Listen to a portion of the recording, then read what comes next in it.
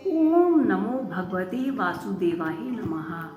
तो दोस्तों, निर्जला एकादशी का सही पारण कैसे करें, कब करना चाहिए, कैसे पारण करना चाहिए, शुभ मुहूर्त क्या होगा, विधि क्या होगी, नियम क्या होगी, आइए जानते हैं।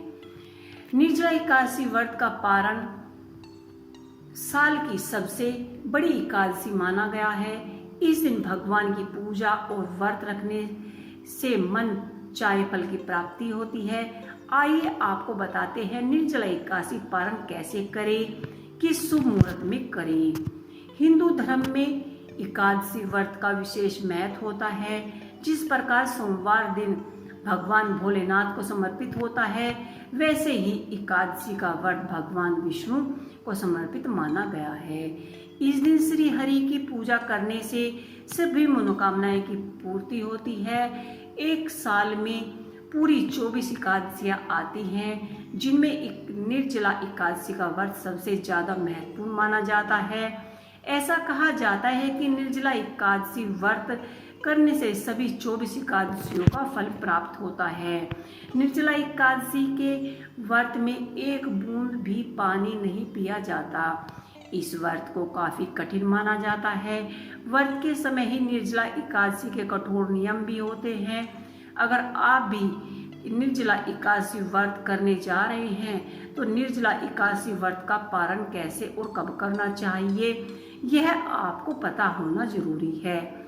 साथ ही जानते हैं व्रत खोलने से के साथ पहले किन बातों का ध्यान हमें रखना चाहिए। निर्जला एकादशी व्रत कब है? हिंदू पंचांग के अनुसार ज्येष्ठ मास के शुक्ल पक्ष की एकादशी तिथि 17 जून को सुबह 4:43 से शुरू होने जा रहा है। एकादशी तिथि का समापन 18 जून को सुबह 7:28 पर होगा। उदय तिथि को देखते हुए निर्जला एकादशी का व्रत 18 जून 2024 मंगलवार को रखा जाएगा।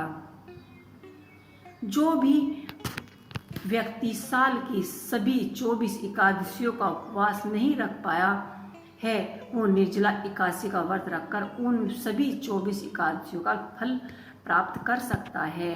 धर्म मान्यताओं के अनुसार निर्जला एकादशी व्रत करने से दूसरी सभी एकादशियों का फल लाभ मिलता है और पापों से मुक्ति मिलती है।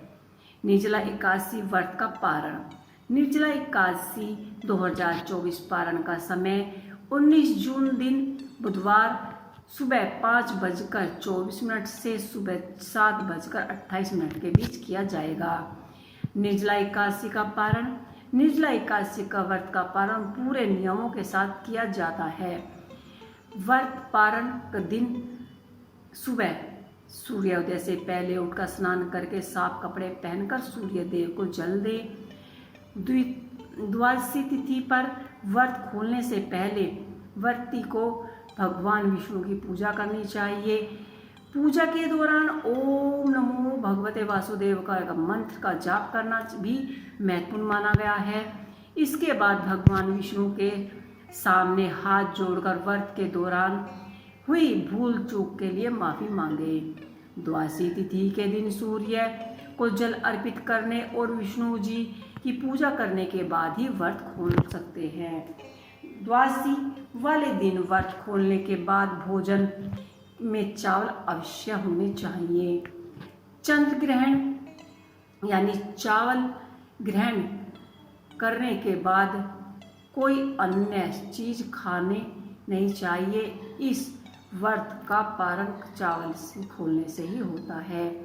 व्रत खोलने के बाद चावल का दान भी शुभ माना जाता है, इसीलिए किसी जरूरतमंद को भी आप चावल दान और दक्षिणा दे सकते हैं। निर्जला एकादशी का व्रत बिना भोजन और पानी के रखा जाता है। इस व्रत में पानी बिल्कुल भी नहीं पिया जाता, इसलिए निर्जला व्रत कहा गया है। इस एकादशी व्रत के अगले दिन सूर्योदय के बाद इसका पारण किया जाता है।